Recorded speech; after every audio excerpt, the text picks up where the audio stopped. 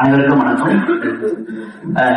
நான் அக்ஷய மார்க்கெட்டை கடந்த 2014ஆம் ஆண்டு ஸ்டார்ட் பண்ணி இதனால் வரையிலும் சாலையோரங்கள் இருக்கக்கூடிய ஆதரவற்ற நபர்கள், மனநல பாதிக்கப்பட்ட நபர்கள், பலப்பட்ட நபர்கள் சாலைகள அனாதைகளா நிறைய பேர் இறந்துட்டு இருக்காங்க. இதே சூழல் இப்படியே போச்சுன்னா 2050 உறவுகளில் விலை கொடுத்து வாங்கக்கூடிய ஒரு கொடுமையான சூழல் வந்திருக்கிற பையன் தான் கிடையாது. உண்மையிலுமே ரோட்ல இருக்கக்கூடிய யாசகருக்கு எல்லாருமே நம்மள மாதிரி வீட்டுல இருந்தவங்க தான். வீட்டுல இருந்தவங்க தான் நீங்க ரோட்ல ஆதரவற்ற நிலையில இருக்காங்க. இது எல்லாரும் சொல்லுவாங்க ரோட்டு பிரச்சனைன்னு சொல்லுவாங்க. இது ஒவ்வொருத்தரோட வீட்டு பிரச்சனை, சமுதாய பிரச்சனை. இந்த சமுதாயத்துல வீட்டுல இருக்கக்கூடிய சின்ன சின்ன பிரச்சனைகள் காரணமாக நிறைய பிள்ளைகளே தன்னோட அப்பா அம்மாவை ரோட்டுக்கு வெளியில அனுப்புறாங்க, இல்ல அவங்களே வெளியில வராங்க.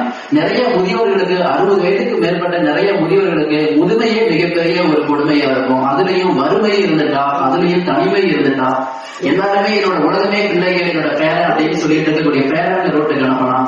இன்னைக்கு நிறைய பேர்கள் வாழ வழி இல்லாம ரோட்டு. அதாவது கடவுள் அழகா வடிவமைச்சிருப்பாரு. முதல்ல குழந்தை பிறந்து ஒரு 5 வயது வரையிலும் அந்த குழந்தையை பார்க்கறது அவரோட அம்மாவோட கடமை அப்படின்ட்டோம். இறுதி காலத்துல அதே அம்மா முதுமை அடையிறப்ப அந்த முதுமையை பார்க்கக்கூடியது அந்த குழந்தை கையிலும் சொல்லி கடவுள் அழகா வடிவமைச்சிருப்பாங்க.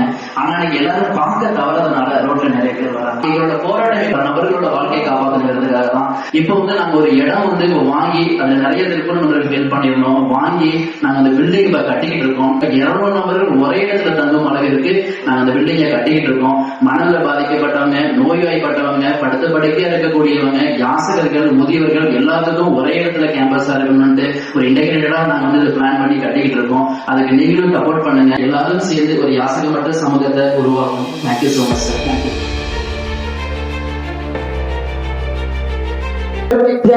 ஒரு அன்பையும் பார்த்து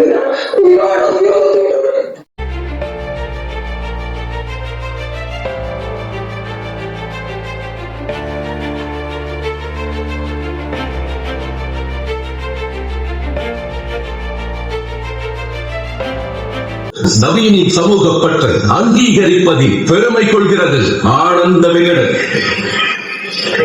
For those amazing Indians who have dedicated their lives in rehabilitating Naveen Kumar.